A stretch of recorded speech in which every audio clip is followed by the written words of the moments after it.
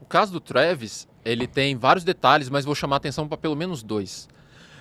Um é que ele foi submetido à regressão hipnótica, o que já gera um monte O que não pode ser cientificamente provado. Não só não pode ser cientificamente provado, como a gente sabe que a hipnose para recuperar memórias de eventos mais antigos, ela tem um monte de problemas. Tá.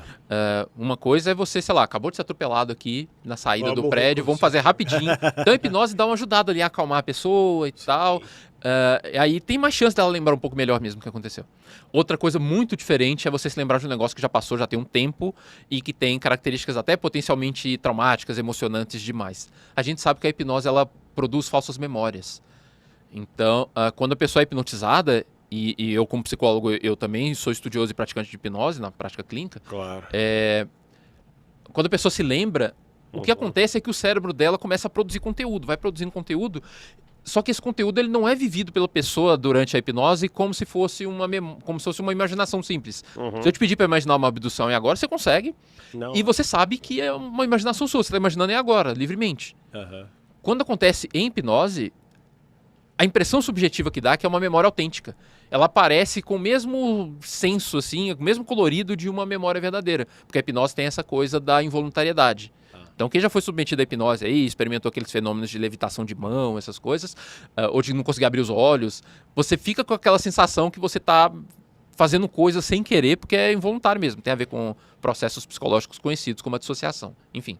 Mas o lance é que, da mesma forma como você levanta a mão sem perceber que é você que está levantando, você também produz conteúdo interno, imagens mentais e tal, sem perceber que é você que está produzindo. Parece que é um negócio que vem sozinho. Então a impressão que dá é que você está se lembrando. Só que ao mesmo tempo que isso acontece, o estado que você está ali estimula o seu cérebro a produzir esse conteúdo de forma meio livre, assim, digamos, sabe?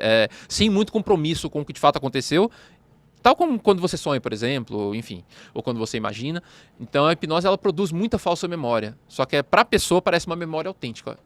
Olha o impacto disso. Então a gente teve, por exemplo, lá nos Estados Unidos o pânico satânico nos anos 80 e 90, pessoas que começaram a se lembrar de supostos abusos ocorridos em contexto ritualístico, de rituais satânicos. Então famílias foram destruídas, um monte de gente foi presa, processada. Foi uma confusão porque as pessoas estavam relatando que foram abusados por pais, tios, vizinhos em rituais satânicos ocorridos no porão da casa. E não foram? Eu não lembro. E não foram. Assim, claro que eventualmente pode ter acontecido alguma coisa, mas né, em algum caso e tal. Mas o que eles foram vendo? Que várias daquelas pessoas eram inocentes. Então, mas aí o estrago já estava feito.